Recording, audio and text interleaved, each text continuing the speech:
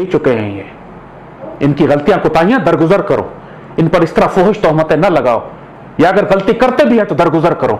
ये अपने खून से इसका कफारा अदा कर देंगे तुम्हारे लिए, तुम जैसे एहसान फरामोशों और मोहसिन कुशों के लिए जो कभी अपने मोहसिनों का एहसान नहीं मानते। गज़वा हिंद आने वाला है, पूरी कौम आजमाई जाएगी। तुम जो गालियां आज पाक फौज को दे रहे हो देख लेना उस वक्त क्या होगा। यही बच्चे सरफरोशी से जानिसारी से इस पाक सरजमीन का दिफा करेंगे, तुम्हारा दिफा करेंगे, तुम जैसे मोहसिन कुशों का जो हर वक्त इस फौज को गालियां बकते रहते हो। अल्लाह हमें सादत नसीब करे कि हम पाक फौज के साथ गज़वा हिंद में शामिल हो, सैयदी रसूलुल्लाह की हदीस को पूरा करें, या गाजी हो या अगर शहीद होते हैं तो अफजल शुहदा में शामिल हो, और अल्लाह इस पाक फौज की हिफाजत फरमाए, इसको सैयदी रसूलुल्लाह की उम्मत का महाफिज बनाए। आज अगर इसकी पॉलिसीज में कोई गलतियां हैं भी तो इंशाअल्लाह कल ये ठीक हो जाएंगी, जिस तरह पाकिस्तान कल ठीक हो जाएगा। आज पाकिस्तान खराब है तो पाक फौज में खराबियां तुम्हें नजर आती हैं, इंशाअल्लाह जब तकमील पाकिस्तान होगा तो सब ठीक हो जाएगा। ना पाकिस्तान को गाली दो ना पाक फौज को। यही अल्लाह सल्लल्लाहु अलैहि वसल्लम ने जब बिशारत अता फरमाई थी कि लितफ्तिहन्नल कुस्तुनतुनिया फनेमल अमीर अमीरुहा वनेमल जेश ज़ालिकल जेश, कुस्तुनतुनिया लाजमन फतह हो जाएगा, और क्या जन्नती अमीर होगा वो, क्या जन्नती फौज होगी वो। जाहिर है कि एक फौज में हर तरह के लोग होते हैं, जैसे आज आप बात करते हैं पाक फौज के हवाले से, लेकिन जब मिशन इतना बड़ा हो, ड्यूटी इतनी बड़ी हो कि आपको कुस्तुनतुनिया फतह करने का काम दिया गया है और आप कुस्तुनतुनिया फतह करते हैं, तो अल्लाह ताला ने उस पूरी फौज को जन्नत की बिशारत दे दी, उसकी गलतियां और कोताहियां माफ फरमा दी। और यही बिशारत अल्लाह ने सैयदी रसूलुल्लाह ने पाक फौज के हवाले से दी है। गज़वा हिंद जो फौज लड़ेगी, पाक फौज गज़वा हिंद की फौज है।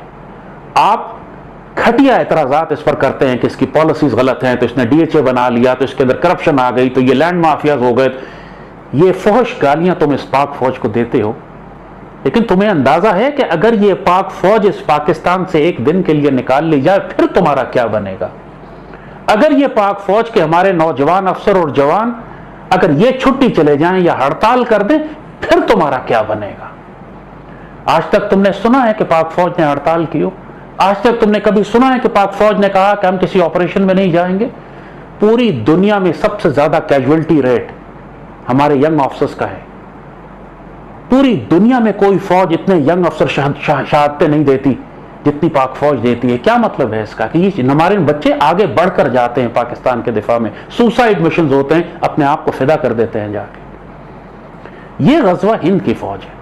अल्लाह ने खवारिज के खिलाफ भी इसी फौज को तैयार किया था, और हमने पिछले 10-15 साल में जो की हमारे वो शोहदा सैयदी रसूलुल्लाह की हदीस शरीफ के मुताबिक अफजल शोहदा हैं, वो जन्नती कहा गया है उन शोहदा को कि जो खवारिज के खिलाफ, उन जहन्नुम के कुत्तों के खिलाफ लड़ते हुए शहीद हो।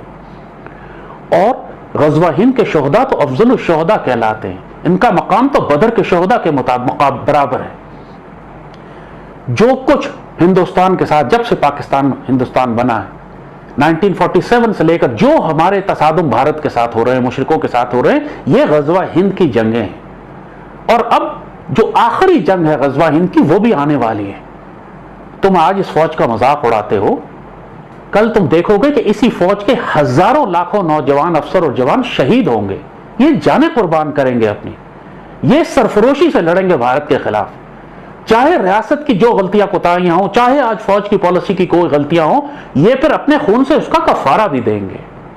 उस वक्त कोई लड़ने से इनकार नहीं करेगा कि हमें डीएचए के प्लॉट चाहिए या घर चाहिए या तनख्वाह मिलती है। ये कमीनी बातें जो तुम लोग करते हो कि तनख्वाह तो मिलती है इसलिए लड़ते हैं, ये ऐसी बातें न करो। कोई तनख्वाह के लिए, कोई पैसे के लिए अपने बच्चों को यतीम नहीं कराता, कोई पैसों के लिए अपनी जवान बीवियों को बेवा नहीं करता। इस पाक फौज को गाली देना पाकिस्तान को गाली देना है। इस पाक फौज को गाली देना सैयदी रसूलुल्लाह की उम्मत से खयानत करना है। अपने आप को इतना नापाक और रुस्वा न कर लो कि अपने सियासी इख्तलाफात में, अपने फौज की पॉलिसी के चंद एक इख्तलाफात की वजह से तुम उस पूरी फौज को गालियां देना शुरू कर दो जिस पर सैयदी रसूलुल्लाह की निगाह है। तमाम बाबे हमारे ये बात बताते हैं कि 65 की लड़ाई हुई तो लोगों ने जियारत की, देखा सैयदी रसूलुल्लाह को ख्वाब में कि आप असहाबे बदर के साथ पाकिस्तान के दिफा के लिए तशरीफ ला रहे हैं। तमाम बाबों ने बताया कि अल्लाह ने मलाइका नाजिल फरमाए पाकिस्तान के दिफा के लिए जो इस पाक फौज के साथ मिलकर उसी तरह लड़े जिस तरह सहाबा कराम के साथ मलाइका लड़े थे बदर में और बाद की जंगों में। इस पाकिस्तान की रूहानी तौर पर हिफाजत की जाती है। इस पाकिस्तान पर साया खुदाए जुल जलाल है, सईदी रसूलुल्लाह का साया है। ऊनास जो थे वो छोड़े रखे और इन चीजों को फुलफिल नहीं किया, तो और ये एफएटीएफ के कहने पे करें तो इट मींस कि हम वो जो ग्लोबल रिजीम्स हैं उनको फॉलो नहीं कर रहे थे, और हम क्योंकि इजी टारगेट हैं, क्योंकि हमारी जो पॉलिसीज रही हैं उसमें क्लैरिटी नहीं रही। नहीं, और मैं आपसे सवाल करता हूं, मैं आपसे पूछ लेता हूं सर, आप मुझे बता दीजिए कि हमारी प्रायोरिटीज क्या है गवर्नमेंट की इस वक्त। अकाउंटेबिलिटी, एनआरओ नहीं दूंगा, चीखें निकालूंगा, इसको अंदर कर दूंगा, ठीक है। आप मुझे बताइए कि सर हाईएस्ट लेवल ऑफ, मैं प्राइम मिनिस्टर लेवल की बात कर रहा हूँ, हमारी प्रायोरिटीज क्या है? हमारी क्या प्राइम मिनिस्टर के मुंह से कभी आपने सुना कि एफएटीएफ एक बड़ा मसला है, इसको हल करिए? क्या उन्होंने अहकाम जारी किए अपनी टीम को? उन्होंने टीमें बदलते रहते हैं, वजीर खजाना बदलते रहते हैं, खजाने का हशर नशर करके रखा हुआ है, ठीक है। अब कोई जंग नहीं हो रही, अब कोई मसला नहीं है, आपकी फौजें भी वेले बैठी हुई हैं, आपके खर्चे भी कम होने चाहिए थे, you should pay attention to these things. हमने वो नहीं किया। तो मेरा क्वेश्चन आपका और मेरा क्वेश्चन तो उनसे बनना चाहिए। आप और मैं तो आज बड़ी अच्छी बात है, हर बात पे एग्री भी कर रहे हैं, और जो हमारे व्यूअर्स देख रहे होंगे बोलेंगे कि क्या अच्छा सुहाना दिन निकला है। नहीं, मुझे ऑब्वियसली मेरे लिए भी यही पॉइंट है कि आपने जो कहा कि इमरान खान साहब, वैसे तो एफएटीएफ का जो इशू है ये इमरान खान साहब के परव्यू में आता ही नहीं है, लेकिन ये है कि जो इमरान खान साहब तो अकाउंटेबिलिटी की बात कर रहे हैं, या चलो कोशिश कर रहे हैं इकोनॉमी को बेहतर करने की दिन रात, क्योंकि वो इकोनॉमी सबसे बड़ा पाकिस्तान का टॉप मोस्ट प्रॉब्लम इस वक्त इकोनॉमी है, कोई नहीं है, सो वो उसमें लगे हुए हैं। लेकिन ऑब्वियसली ये चीजें, ये पार्लियामेंट को बहुत पहले, मैं देखें, मैं इस चीज के हक में था फरूकी साहब कि ये जो हाफिज सईद और ये जो बाकी लोग थे, इनको आप पार्लियामेंट के जरिए मेन स्ट्रीम कर लेते, इनको आप कह देते भाई कि ये लोग हैं, माजी में ये हुआ, इनको हम जो है वो इस तरह मेन स्ट्रीम करना चाह रहे हैं, बिन डूइंग, और अब जो हो गया, अभी हम माजी को बुला भी नहीं सकते, उसको गलत भी नहीं कहना चाहते, इनको सजाएं देना बड़ी मुश्किल हो गई, और ये जो दे रहे हैं obviously that is because of the global pressure की वजह से दे रहे हैं,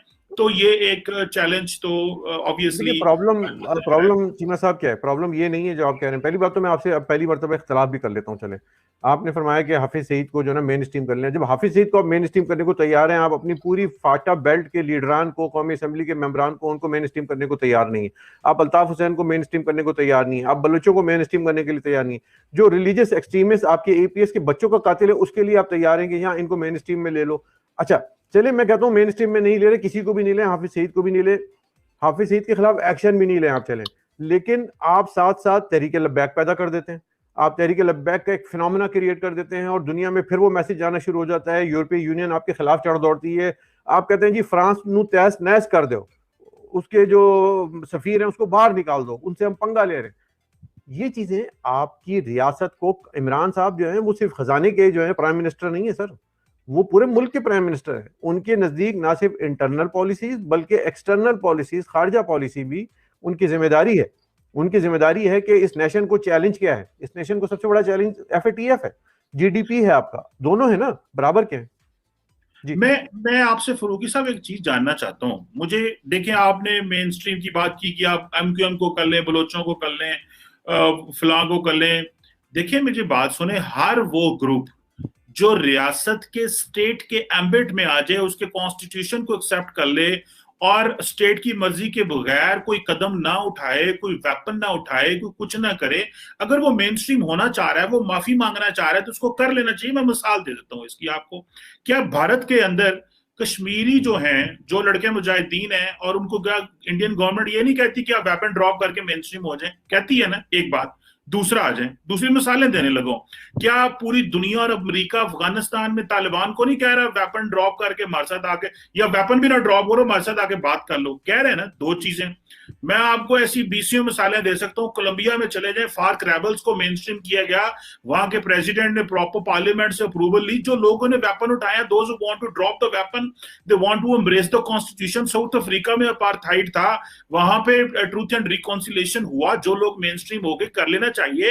हाफिज सईद भी अगर होना चाहता था तो इसको भी कर लेना चाहिए था, लेकिन एटलीस्ट इसमें बहस हो जाती, इस पे डिबेट हो जाती, ट्रूथ एंड रिकॉन्सिलेशन हो जाता, एटलीस्ट हमें पता चल जाता कहां गलती हुई, कहां भूल चूक हुआ। हमने माजी की जो गलतियां हैं उनको एड्रेस कर लेना चाहिए था, उनको करेक्ट कर लेना चाहिए था, ताकि आइंदा की जो पॉलिसी है उसमें नेशन में, स्टेट को क्लैरिटी रहती, आने वाली नस्लों को क्लैरिटी रहती, भाई ये हमने किया। देखिए अमेरिका में भी ऐसे होता है, जहां पे उन्होंने गलत साइड पे खड़े रहे, एक वक्त था तालिबान के साथ खड़े रहे, आज तालिबान के खिलाफ खड़े रहे, उन्होंने भाई सीधी लाइन ले ली। सो जब तक आप सीधी लाइन नहीं लेंगे, सच नहीं बोलेंगे, रियासत को, अवाम को ऑन बोर्ड नहीं लेंगे, तो डेफिनेटली चैलेंज तो होगा। मैं इस चीज पे बिल्कुल एग्रीड हूं कि पूरी दुनिया में मिलिटेंट्स मेन स्ट्रीम होते हैं, सब करते हैं, मुजाहिदीन भी। इंडिया की आप छोड़े, आप इंडिया में रेड कॉरिडोर में चले जाएं, वो क्या कहती है हुकूमत उनको, आए वेपन ड्रॉप करें, हम आपको एमनेस्टी देते हैं। तो भाई ये तो कौन सी बात है, ये तो हर जगह चलता है।